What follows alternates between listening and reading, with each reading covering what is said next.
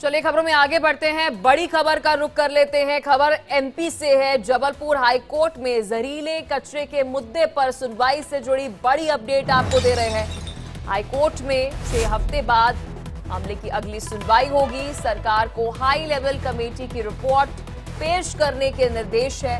वही एमपी सरकार की ओर से हलफनामा पेश किया गया। फेक न्यूज के आधार पर पीतमपुर में यह पूरा बवाल हुआ। भोपाल गैस त्रासदी के कचरे के निस्तारण का लगातार देखिए विरोध हो रहा है और इसी से जुड़ा मामला है जिससे जुड़ी अपडेट आपको दे रहे हैं। हाईकोर्ट में 6 हफ्ते बाद अगली सुनवाई होगी। सरकार को हाई लेवल कमेटी की रिपोर्ट पेश करने के निर्देश दिए गए हैं। साथ ही जानकारी आपको ये दे दें कि एमपी सरकार की ओर से भी हलफनामा पेश किया गया। भोपाल टॉक्सिक वेस्ट से संबंधित प्रकरण की सुनवाई हुई है। पिछले आदेश में हाईकोर्ट ने टॉक्सिक वेस्ट को भोपाल से ले जाकर पीतमपुरा में नष्ट करने का आदेश दिया था।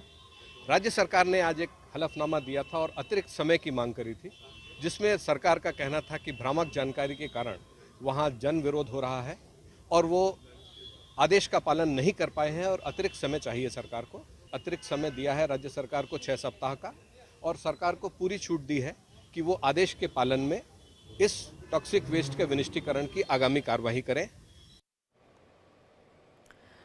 चलिए इसी खबर पर और अधिक जानकारी के साथ मेरी सहयोगी मुक्ता पाठक हमारे साथ जुड़ चुकी हैं। मुक्ता, खबर पर क्या कुछ अपडेट?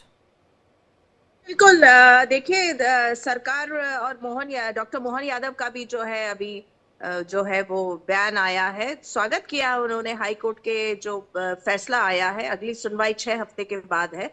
हाईकोर्ट ने भी इस बात को माना है कि जिस तरह से एक मिसकम्युनिकेशन हुआ, भ्रामक जानकारी जो सोशल मीडिया के जरिए फैली, उसके कारण जो है प्रीतमपुर में इस तरह के जो है उग्र प्रदर्शन और आंदोलन जो है देखने को मिला था। जैसे ही कचरा वहां ले गया, अब कोर्ट ने इस बात के अनलोडिंग का जो कचरा 12 कंटेनर में गया था 337 टन, कोर्ट का कहना है कि ये जहरीला कचरा, इसको ऐसे ही कंटेनर में नहीं रहने दिया जा सकता, इसको अनलोड करने की भी उन्होंने जो है स्वीकृति दे दी है। और अब 6 हफ्ते के बाद जो है जो अगली सुनवाई हो गई, उन्होंने राज्य सरकार को कहा है कि आप जो जिस तरह से जन भावना की जो आप बात कर रहे हैं, जो आपने बताया है कि जन भावना जिस तरह से प्रीतमपुर की पूरी जनता जो उग्र हो गई थी, 2 लोगों ने आत्मदाह करने की भी कोशिश की थी, तो आप जो है कम्युनिकेट करिए लोगों से और बताइए कि ये जो कचरा है जलाने से कोई नुकसान नहीं होगा। प्रीतमपुर में, धार, इंदौर और उन इलाकों में जो लोग वहां के उग्र हो रहे हैं, आंदोलन कर रहे हैं और लगातार जो है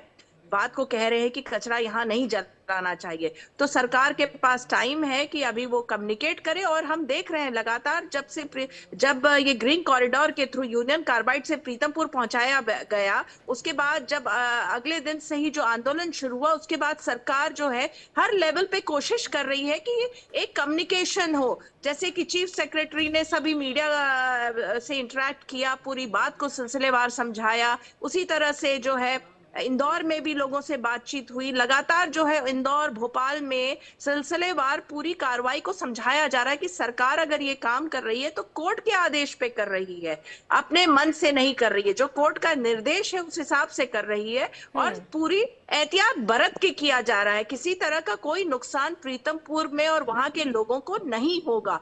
तो कोर्ट ने भी इस बात को माना, जन भावना को देखते हुए और भी बातचीत करने को कहा, कम्युनिकेट। और कोर्ट ने भी ये कहा कि जिस तरह से भ्रामक खबरें सोशल मीडिया के जरिए फैली थी, वो नहीं होना चाहिए, वो रुकना चाहिए। क्योंकि हमने देखा था सोशल मीडिया में लगातार इस तरह का जो है एक बहुत चीज जो सबसे ज्यादा जो वायरल हुई थी वो ये हुआ था कि इंदौर लगातार जो है नंबर 1 आता है सफाई के, स्वच्छता के क्षेत्र में। तो ये हो रहा था कि इतना सफाई मत करो कि कचरा जो है आपको अलग जगह से लाना पड़े।